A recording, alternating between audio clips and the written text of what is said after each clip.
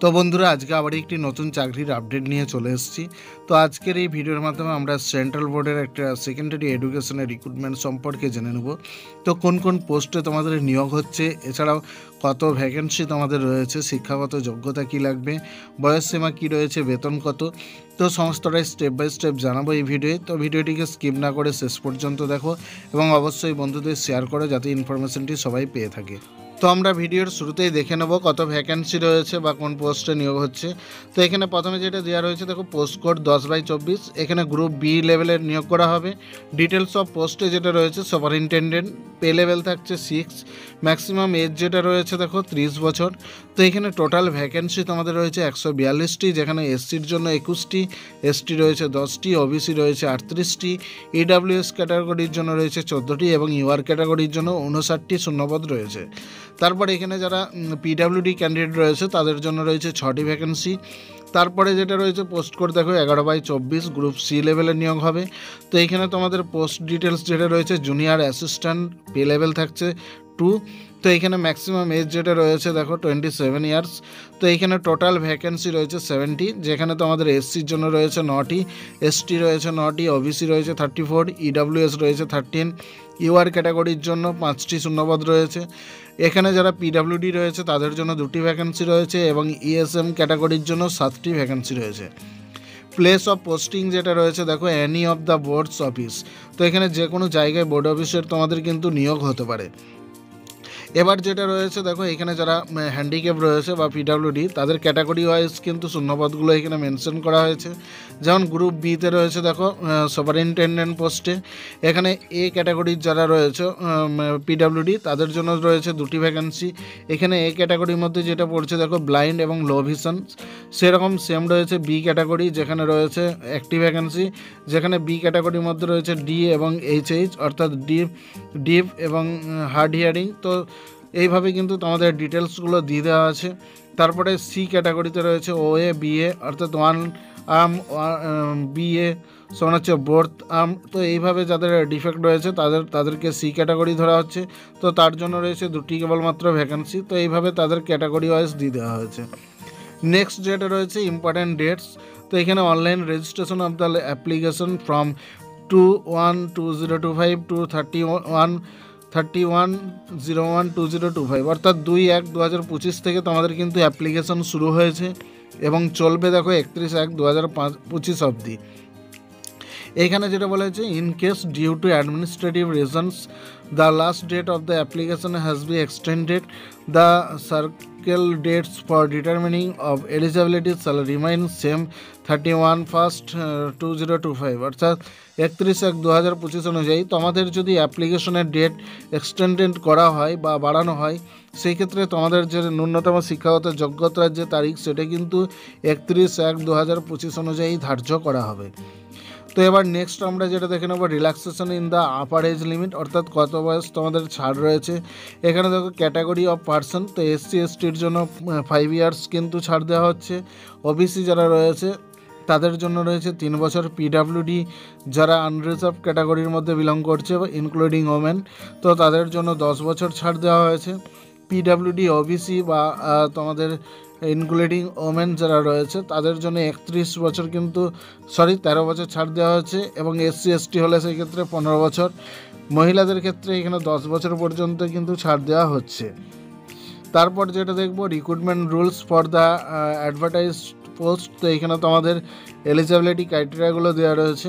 Name of the post দেখো, superintendent, যেখানে group B লেভেলে নিয়োগ হবে।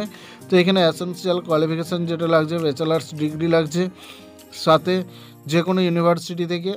সাথে যেটা লাগছে, ওয়ার্কিং নলেজ অফ কম্পিউটার অথবা computer application such as Windows, MS office, handling of large database, internet. তো এখানে গ্র্যাজুয়েশনের সাথে সাথে তোমাদের কিন্তু কম্পিউটার নলেজ থাকতে হবে, যেখানে তোমাদের উইন্ডোজ এবং মাইক্রোসফট অফিসের ওপর কাজ জানতে হবে। এছাড়াও তোমাদের ইন্টারনেট সম্পর্কে দক্ষতা কিন্তু থাকতে হবে। তো এখানে এজ যেটা বলা হয়েছে 30 ইয়ার্স। মেথড অফ রিক্রুটমেন্ট, তো এখানে টায়ার 1-এ থাকছে দেখো MCQ based preliminary screening examination থাকছে এবং টায়ার 2-তে থাকছে objective type OMR based and descriptive type written main exam. তো তো এখানে তোমাদের কিন্তু লিখিত পরীক্ষাও থাকবে, যেখানে তোমাদের ডেসক্রিপশন টাইপের কোশ্চেন থাকবে।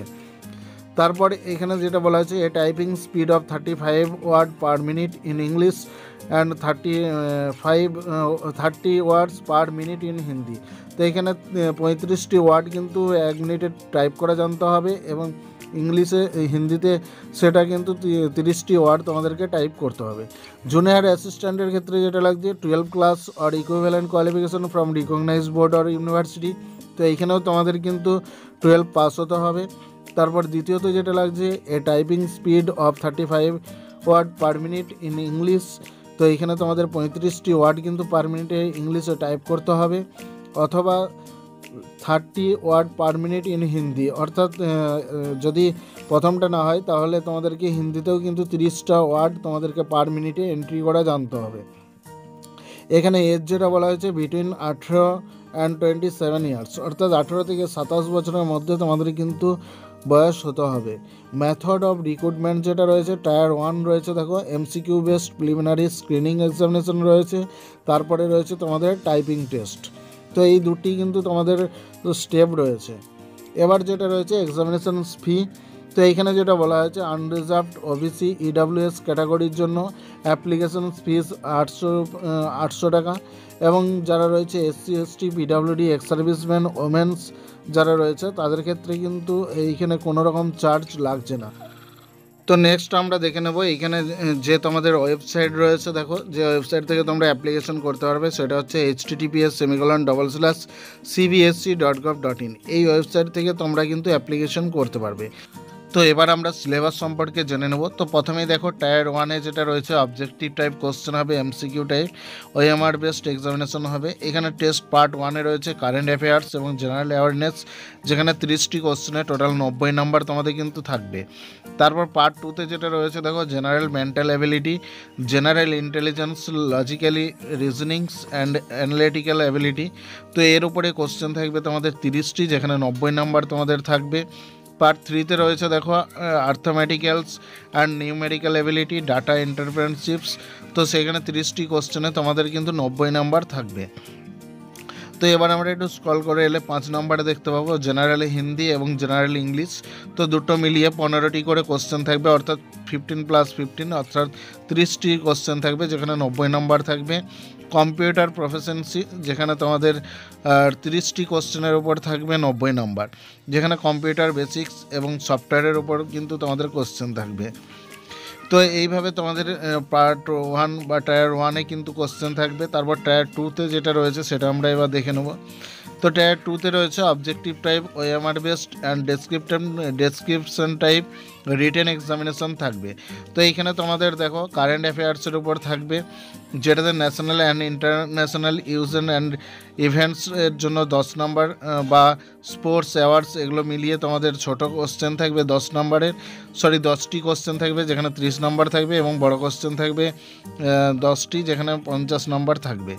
তো তারপরে তোমাদের রয়েছে দেখো ইন্ডিয়ান ইকোনমিকের 4টে কোশ্চেন থাকবে, এবং বড় কোশ্চেনও কিন্তু তোমাদের 4টে থাকবে, যেখানে 20 নম্বর তোমাদের দেওয়া হবে সায়েন্স অ্যান্ড টেকনোলজি থেকে। তারপর রয়েছে দেখো concept used issue and dynamics of public administrations and management syllabus. তো এখানে তোমাদের 8টা কোশ্চেন শর্ট থাকবে এবং 4টে বড় কোশ্চেন থাকবে। তারপরে থাকবে তোমাদের কনস্টিটিউশন থেকে। তো টোটাল তোমাদের ছোট কোশ্চেন থাকবে 50টি, যেখানে তোমাদের একটি কোশ্চেনে 3 নাম্বার করে দেওয়া হবে, এবং টোটাল 150 নাম্বারের। এছাড়াও তোমাদের বড় কোশ্চেন থাকবে 30টি, যেখানে 150 নাম্বার কিন্তু তোমাদের দেওয়া হবে। টায়ার 1 অবজেক্টিভ টাইপের যে কোশ্চেন থাকবে, দেখো এখানে তোমাদের প্রথম পার্ট 1-এ রয়েছে general knowledge, current affairs and general awareness about the environmental. তো এর উপরে তোমাদের 30টি কোশ্চেন থাকবে, টোটাল 90 নাম্বার থাকবে। পার্ট 2-তে রয়েছে রিজনিং অ্যান্ড ম্যাথামেটিক্যাল অ্যাবিলিটি, যেখানে 25টা কোশ্চেনে 75 নাম্বার থাকবে।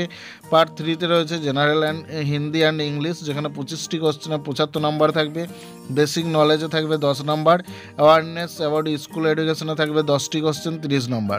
তো এখানে 100টি কোশ্চেনে 30 নাম্বার, টোটাল 2 ঘন্টা সময় পেয়ে যাবে।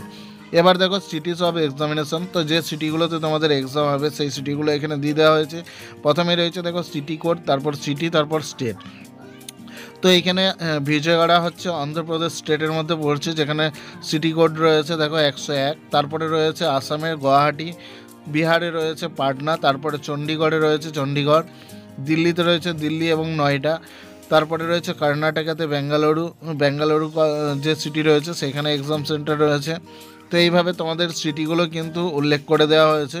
তো এইখানে আমাদের ওয়েস্ট বেঙ্গলে কিন্তু কোনো এক্সাম সেন্টার নেই। ওয়েস্ট বেঙ্গল থেকে অ্যাপ্লিকেশন করলে তোমাদেরকে বাইরে কিন্তু এক্সাম দিতে যেতে হবে। তো বন্ধুরা, আজকের এই ভিডিওর মাধ্যমে তোমাদের এই নিউজটি জানানোর ছিল। ভালো লাগলে অবশ্যই লাইক করবে, শেয়ার করবে বন্ধুদের। কোনো কিছু জানার থাকলে অবশ্যই কমেন্ট সেকশনে এসে কমেন্ট করবে। যে সমস্ত বন্ধুরা চ্যানেলে নতুন এসছো তাদেরকে বলবো পরবর্তী ভিডিওগুলোর আপডেট পাওয়ার জন্য চ্যানেলটিকে অবশ্যই সাবস্ক্রাইব করে বেল আইকন অন করে রাখো। আর যারা ইতিমধ্যেই সাবস্ক্রাইব করে নিয়েছো তাদেরকে অসংখ্য অসংখ্য ধন্যবাদ।